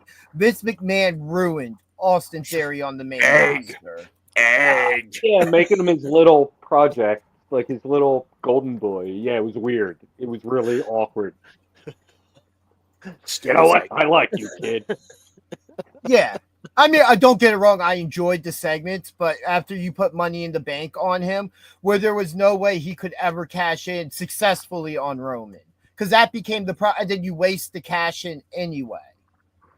So you should have just had him cash in on Roman and just let it actually be a match so that Austin Theory wouldn't get squashed and be like, hey, he could still be where he's at now, but seeming a bit more credible. Sure. I mean, don't get it wrong. He kind of became a comedy gimmick with the way in NXT, but he was still believable. BJ, what are you doing? You rebel scum.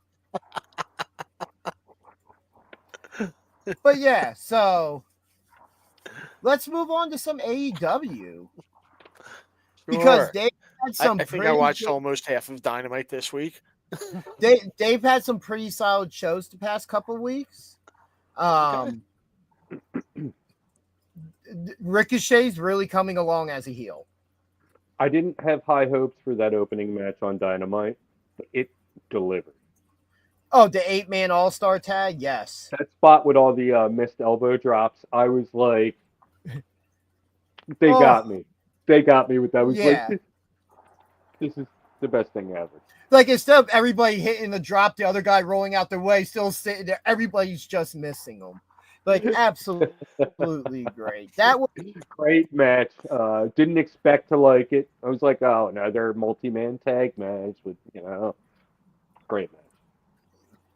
Tony Storm and Maya Sakamoto, I think, something like that. Maya Mumamudu. I'm going to be no help. I'm sorry. I'll look it up. No, you're not.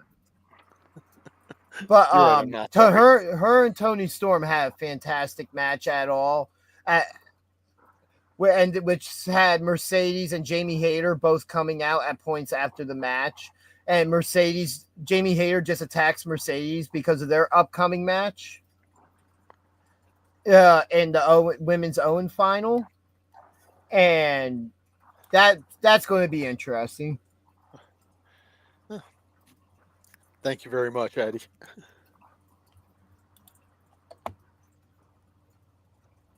Lady Frost? No, that's not it.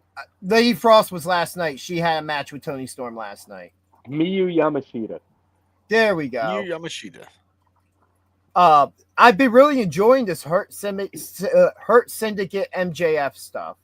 over the past Yeah. couple of weeks. I didn't think they'd be able to keep dragging it out like this, but somehow it's just there. The line is about to snap and everything's about to break. Oh, we were right there this week. My God.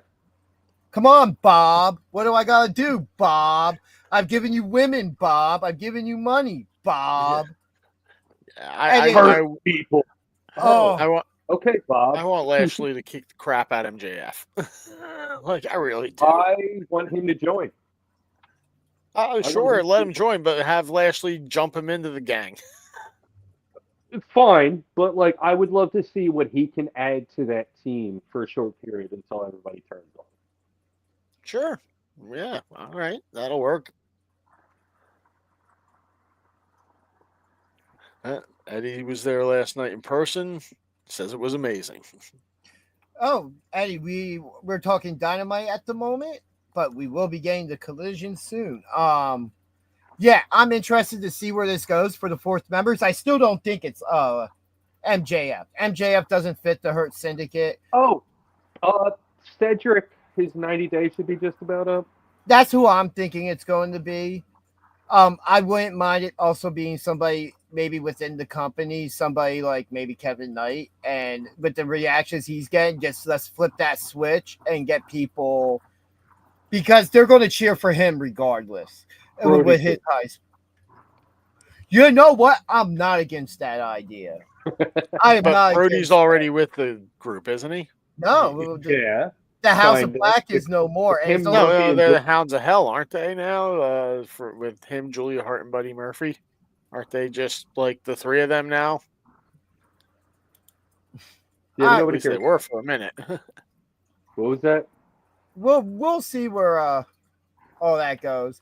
But and then Nick Wayne and Jay Lethal put on a hell of a match, which Nick Wayne is now the Ring of Honor television champion, the youngest champion ever in that company's history for any championship. Nice. Yeah, Nick Wayne and Jay Lethal had a hell of a match. Okay. Yeah, you froze up for a second there. Yeah, that's because BJ's messing with the Matrix over there. Sorry. I was responding to Eddie, but I guess I can just do it like verbally. No, Eddie, I believe that you had a Freudian slip there and said what you meant. Shit bottom beer. Coming soon. Ship Bottom is one of my favorite breweries. While Riley is very cool, she is super unnecessary, and it's just a bonus that I get to see her once in a while. No, I drink Ship Bottom because one of my favorite brewers, if not my favorite brewer, Chris Kennedy, got a job there about a year ago, and everything they make has been amazing, even better than it's been previous to him working there in the last year. So that's why I'm drinking Ship Bottom. Rousing endorsement. And then the main event on Dynamite saw Adam Page defeat Kyle Fletcher to advance to the men's Owen final. And boy, those two put on a show. Like, it seems like the last couple weeks of AEW programming have almost seemed like pay-per-view quality shows with some of the matches they've been putting on. Have to make sure that I start making time for AEW again, I guess. And then you're going to do that. This week I was not able to make. Yeah, as soon as I do. Maybe it's because they know I'm not tuning in like as hard as I was. You're forgetting about what the best part of AEW is right now. What's that? Why you should be watching AEW is Samoa Joe is coming after Mox. But I still don't think Joe's the one. I don't think Joe's the one to defeat him. He's got a crew behind him. He's ready for him. I think Adam Page wins the Owen and Mox drops the title at All In, and Adam Page gets back up there. That's what I'm thinking with all that. I'm definitely looking forward to that cage match, though, especially after the Mox promo we saw last night twice. At They two showed the same points. promo twice. No. So he cut a promo to open up the show, and then they show us the Samoa Joe recorded reply. Oh, okay. And then Mox comes out questioning everything. But they essentially gave each other respect and then moved on back to, oh, yep, this is a fight for the championship. Yeah. So literally there last night, seen some awesome matches. Favorite match of the night, Brody King, Josh Alexander. Yes, as Eddie said, he was there. Tony Storm, Lady Frost opened up the show. They had a fantastic match. Can we at AEW? Can we please stop doing matches for $400,000, $100,000, stuff like that? Like, it's just weird. You want to have a fatal four-way? Just have a fatal four-way. Just pay your employees, okay? Yeah, there's an idea. They're making them fight for their pay now. Like, it seems like every other week we're having somebody out there fighting for their paycheck. That's some very billionaire acting right there. They work hard, man. Pay your employees. Right? And not just in handshakes and hot dogs. Well, I mean, I would be happy. Oh, that was great, Eddie. After the Tony Storm match, she cuts a promo and she walks out to the balcony of the Boardwalk Hall that overlooks the boardwalk. And there's just people walking by, and she's just over the boardwalk and all doing her Tony Storm gimmick. Absolutely. I wish I was in Atlantic City last night. Just glad I was. It was so much fun. If you'll excuse me, Eddie requested that I introduce my beers. This one, yes, please, from Aiton Sand, and I'm going to use the neck of the woods. And you go in the catering for that. Oh no! Oh no! There it is, the first catering call. Catering call. They need your help in the back. Something about untapped keg. This one is from Aiton Sand, called The Price is Wrong. Awesome. Oh my god! I love that can. That is amazing. 4.3% American lager. Nothing interesting to read on it. Oh my god, that's great. That is great. Using the neck of the woods, getting glass. I see. You said so. That. Yep. They don't yet have an Aiton Sand glass. So in the Fatal 4-Way, we had Sammy Guevara earn his paycheck against Roosh, Kevin Knight, and AR Fox. Axe and Arrow, wasn't that the one you drank on WrestleMania?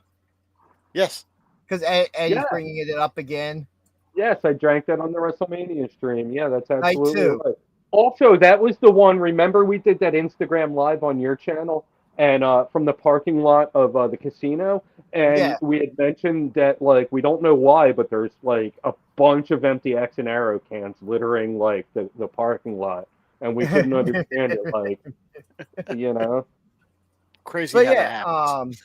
we also park in the same area as Eddie. Yeah, but like I said, crazy how that happens.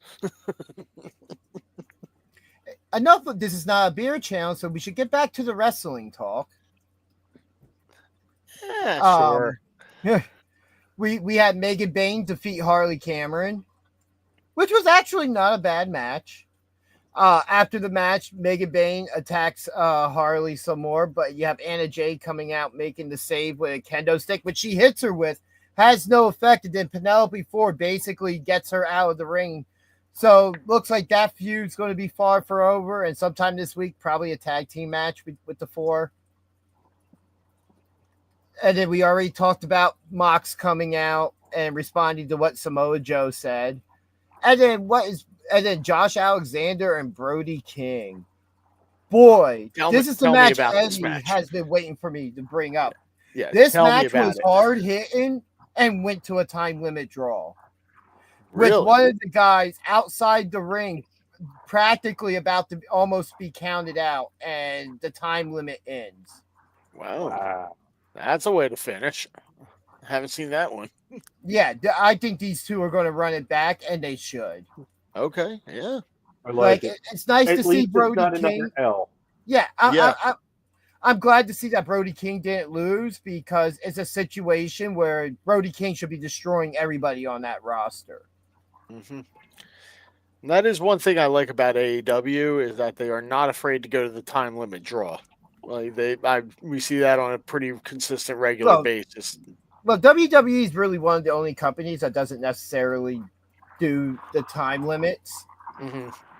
As more of they just have everything timed out, and that's what it is. Which, by the way, real quick, bring that up. The Raw this week was the second longest one since their debut on Netflix, being the original one, and it's only by like 7 or 8 minutes.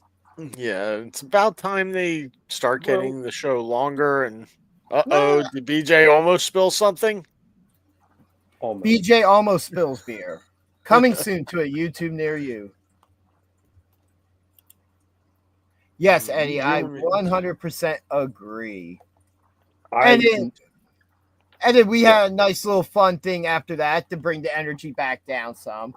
We had Max Caster come out and best wrestler alive. Yeah, do his usual thing and then challenge anybody in the back to a 5-minute time limit match. And so who beat him in this one? Daniel Garcia answers and defeats him. Of course. And then after the match, gets on the mic and tells FTR to handle their business in the main event because he's coming out to talk to him afterwards. Interesting. We had the Gates of Agony win a match, which afterwards they end up in a parking lot brawl with Brian Keith and Big Bill. Continuing that at NXT. Nobody was actually fully injured. Oh, okay. So, the NXT parking lot is dangerous. You better watch out. Still the most dangerous parking lot. I mean, Atlantic City is a falls count anywhere kind of city. Yeah. Oh, yeah, that really is. But the streets don't want to hurt you too much that you don't come back and spend no more money. Well, of course. Yeah. Eddie, I actually did bring up Sammy Guevara when I said that he won his paycheck in the 100K Fatal 4-Way match. Which, yes, Sammy Guevara was a good surprise, but he's on Ring of Honor semi-regularly. He's won half of the Ring of Honor Tag Team Champions with Dustin. I forget that all the time. Yeah, because Ring of Honor is not on TV. You have to watch it on their app or watch clips of it on YouTube. Get on that AEW because Ring of Honor should have a TV deal. Yeah, man, it's super disappointing that Ring of Honor, even though it's not the same now as it was back then. There's still some really good talent there, and somebody like Athena, who's the longest reigning women's champion there, should be featured on more than just an app, and she's barely featured on AEW TV. I mean, Samoa Joe was the champion until recently, right? That was like a year and a half ago now. Like, we've had a couple different TV champions now since then. We've had a couple different champions since then. Bandito says time is warped. Oh yeah, Bandito just beat Jericho. Yeah, right. That happened. But yeah, that actually popped me a little bit. I was like, oh wow, Sammy, he's back on AEW TV. I wonder where he's been. Besides Ring of Honor, like I see him and his wife posting stuff on Instagram all the time. But yeah, you don't really see him on AEW all that much anymore. Which is interesting considering that he was one of the bigger names when AEW launched, and he was only one of the 4 pillars. Backstage. But then he was still put back into the spot. But yeah, there was that moment backstage where he had to go for sensitivity training, I think, something like that. Very sensitive. Yeah, and then we get in the main event, the 2 out of 3 falls tag team match against Paragon and FTR. And it was Kyle O'Reilly and Roderick Strong from the group. Okay. And boy, did those teams go out there and put on a hell of a show. I mean, there's names, no doubt. There's no doubt it's going to be an amazing night. And Paragon scores the first fall. FTR takes the next 2. But that wasn't a match where you could say the falls were just handed to them. You know, like that whole match was a back and forth the entire time between each fall. FTR being teamed with Stokely Hathaway now. Very interesting. I did hear about that. I'm interested to see where that goes. I like Stokely Hathaway. I think he earned more TV time with everything that he's done over in AEW. I don't know why they kept him so just limited in scope. I think he was an authority figure for Ring of Honor. Oh, okay. I think he was like in that general manager style role. It comes to Ring of Honor not being anywhere that I can see it. Yeah. I was really happy with that match. Like that tag team match was fun. And then after the match, Garcia comes back out with a crowbar and he's like, I wanted to beat you guys down with it, but he can't because of how much love he has for him. And it always seems like all his mentors constantly turn on him or just go to the dark side per se. And then he says he doesn't care if it's one of them or both of them. He challenges them to a match for next week. Okay. Or maybe this week on Dynamite. All right. So, boy, it'll be interesting to see where that goes from here. Yep. So, I guess real quick now, we'll get to our, the one segment we actually have on this show. If I can find the graphic for it. There it is. Our match of the week. Hey, Chef, since you didn't watch a lot out of everything you saw, what was your match of the week? I need to remember what matches I did see this week. So, actually, I am actually going to go with the Priest and LA Knight match. I had a lot of fun watching that match. Good kickoff to the show, the lead up to the match, everything that they were throwing back and forth at each other, the whole setup for it. It was supposed to be our main event, turned out to be our curtain jerker. And it was a good way to get into the show. And I'm actually really glad that it did turn into the first match of the evening because that way I actually got to watch it. DJ, what was your match of the week? That opener from Dynamite, that 8-man tag, so many spots, so much action. Normally, there's a fine line between this is awesome and too much chaos, and this one towed the line. But in the end, amazing match. All the spots for it just made sense of how they orchestrated it. They showcased everybody as best they could. You know what I mean? Because usually matches like that, we get a little bit of matches, then we get the breakdown of everybody hitting their signatures or whatever, and we just get the signature spots for everybody to get to the finish. Which, you know what? I'm usually happy with that in that situation because usually it makes for something exciting. They just figured out how to tweak it some, like with the elbow spot. We talked about earlier. Spot of the week. Oh, that might be a new segment for us to do, just spots of the week. But for me, my match of the week was Josh Alexander and Brody King because of that time limit draw. That match was hard hitting. It was the perfect match for Josh Alexander to have with somebody like Brody King because it really made him look like that walking weapon for fans of AEW who might not know who he is or really seen a lot of his stuff. And Brody King was just the monster we all know him to be. And for them to be able to constantly hold that pace for that entire time was absolutely amazing to watch. I forget what I was doing, but I was just sitting here looking at the TV the entire time wow. Okay. And then all of a sudden, I'm not paying attention. I want to say that at some point on commentary, they mentioned the time limit. And then and I might have missed it. But yeah, usually once they start hitting that 15-minute mark, the announcers will start saying, "Oh, we got a chance of a time limit approaching now," so something like that. So yeah. And now, we've gotten all that out of the way. I'm sure it would be my match of the week, but I haven't seen it yet.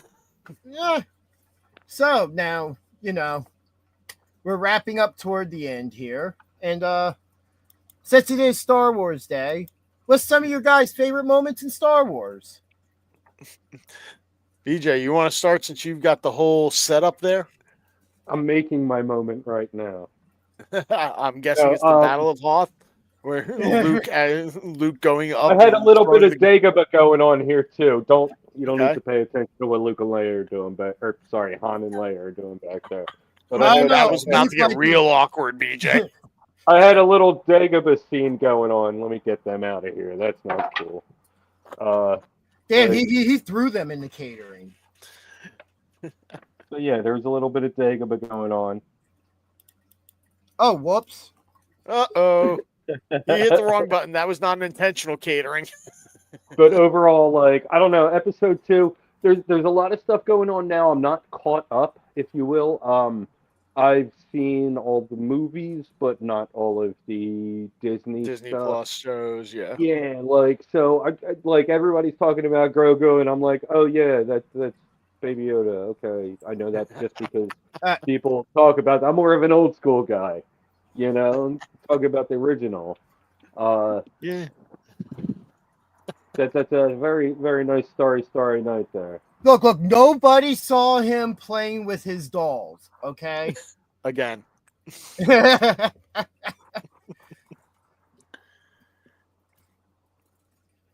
Yeah, I have a Darth Vader action figure that rides in my car with me. I think that's a dark helmet figure. I think he screwed up here. My Vader figure has been with me for at least 4 cars now. Thank you for not reversing the charges. Perrier, lovely. Yeah, my favorite Star Wars moment is when their lightsabers get tangled up together. My favorite one is when Gandalf says, "Live long and prosper." But yeah, favorite Star Wars moments. I guess the end of Empire was always one of my favorites because of just where we see everything at. But for me, if I'm picking one, it's the battle between Obi-Wan and Anakin. Anakin's turn in Revenge of the Sith. Yeah. Okay, so you're not going with the New Hope Obi-Wan and Vader battle. You're just making sure. I'm sure of which one. Yeah, Anakin's full-blown heel turn. Okay. All right, I'm lying. It's the slaying of the younglings. That's my favorite moment. The children, all of them. I just murdered them. Oh, no. That's the slaying of the Sand People. That was dope. Oh, yeah. But you do understand why Anakin had to take out the younglings. They called him master. Yeah, he was pissed off because he, never got that rank. I mean, there's so many moments though, right? Like, go ahead. The Darth Jar Jar reveal is going to be the best moment in Star Wars history when it happens. Oh, absolutely. We already got that, but it was Lego Star Wars on Disney Plus. No. Whatever just came out, they've been hinting at it more and more. Yeah, what if? It was basically, Star Wars What If world. Yeah, that's not actually... Rebuild the Galaxy. Yeah, that was Rebuild the Galaxy. There's no... excuse me. I'm going to quote Clerks. Okay, yes. Which did you like better, Jedi or The Empire Strikes Back? Empire. Empire. Empire had the better ending. I mean, Luke gets his hand cut off, finds out Vader's his father, Han gets taken away, frozen by Boba Fett. It ends on such a down note, and that's what life is, a series of down endings. In a row? What Jedi had was a bunch of Muppets. All I'll say is there's only one return, and it ain't of the king. It's of the Jedi. Look. That's right. Listen, are we not going to talk about the time Mark Hamill had a lightsaber duel with Silent Bob? Got his hand cut off again. With Jay and Silent Bob? Yeah. but yeah, there's so many Star Wars moments I love. Like I like semi-related note. Jay and Silent Bob have a crossover comic with Archie coming out this summer. They also have a crossover thing with Call of Duty right now, where you can unlock skins to play as them in the game.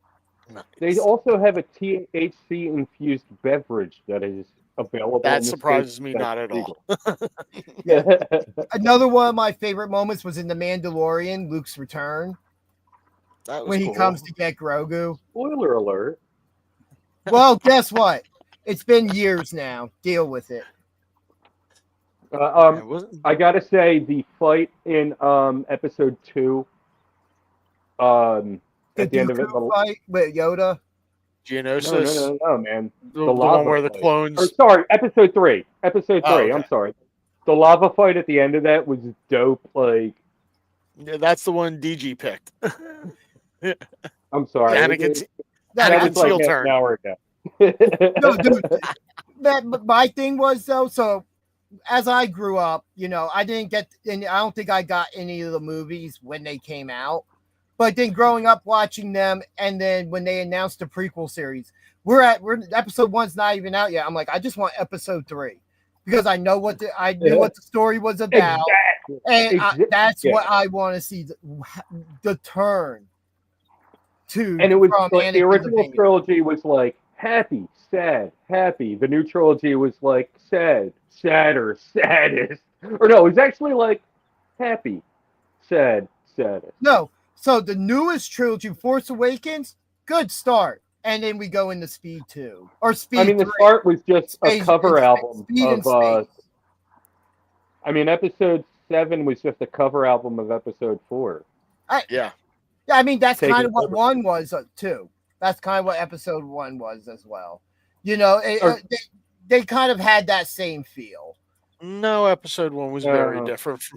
4 and 7 were 7 was almost a remake of 4, but I agree. Episode 1, me so annoyed. I always felt like Force Awakens was one of those movies to where it was a good starting point and it was a good way to do it and reintroduce us to stuff. If you're going to use the roadmap, at least they used it correctly. Unlike when we get to the second movie and everything that was set up in that movie, the next director didn't even do. He just did his own full story and ruined what story had already been told. And then we get to episode 3 with or the third one with J.J. Abrams returning, and he has to bring back the Emperor.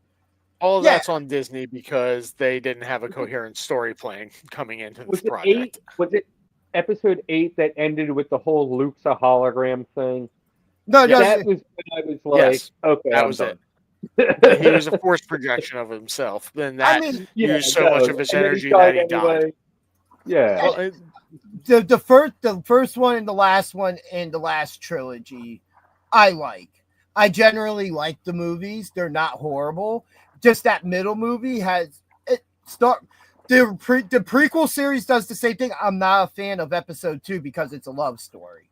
It makes sense in the trilogy to tell that story, but I felt like it was too much of a love story. Worst moment in all of the Star Wars movies, Leia's eventual death. Spoiler alert. Where she gets sucked out. And... I'm alive. I'm floating around in space, but I'm alive. Nope, I'm dead. Force bubble. It was such a disservice to the human being. Like, she force bubbled around herself.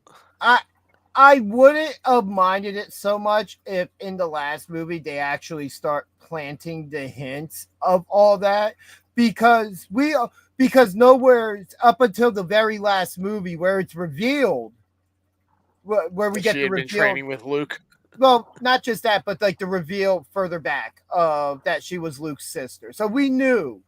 It's just her abilities in the Force is what made her a good politician. She got the opposite side of the Force in that aspect.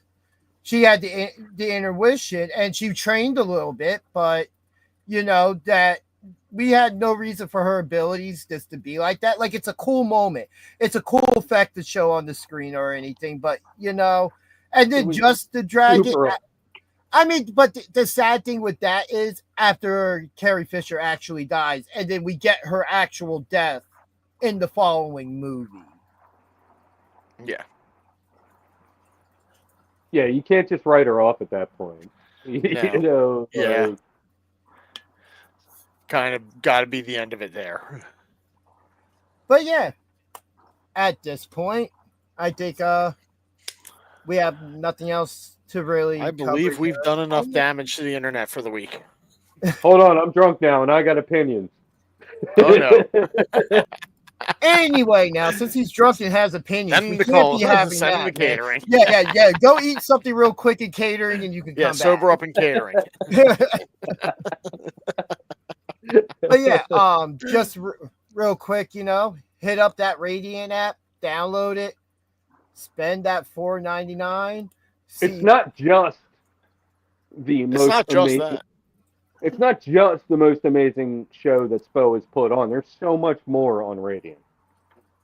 Oh yeah, but But just for the Spo show, check out Radiant. Yeah. Especially if you're just for going to the be Spo there, show. if you're just trying to see that, it's perfect. $5, and you get to see one of the best events I've ever personally attended for any wrestling event, not including something like WrestleMania or something like that, because that just was a different atmosphere. I might even get it just to see myself front row. Totally worth it. For just $4.99. We should be annoying like WWE and they're $9.99. Yeah, for just $4.99. We need a big spray painted $4.99 over that graphic. Start holding up signs in the audience. $4.99. Yeah. But yeah, guys, it was nice getting back to this. We will be back. Yes. We are back onto our weekly basis after having a little bit of time off due to going to wrestling events and WrestleMania live streams and stuff like that. That's up over this way. That's BJ petting his Mac. That's Chef the Ref somewhere's down here. Bye. Everybody be good to each other. Go enjoy some wrestling. I got to take my ad for a walk. Yep. And may the Schwartz be with you. Everybody watching, I'm going to need you to visit www.freakkings.com. Check out all the merch. And before you do that, I'm going to need you to check out PJDG YouTube and Instagram. And while you're doing that, you won't have to remember the name, because you'll remember the face.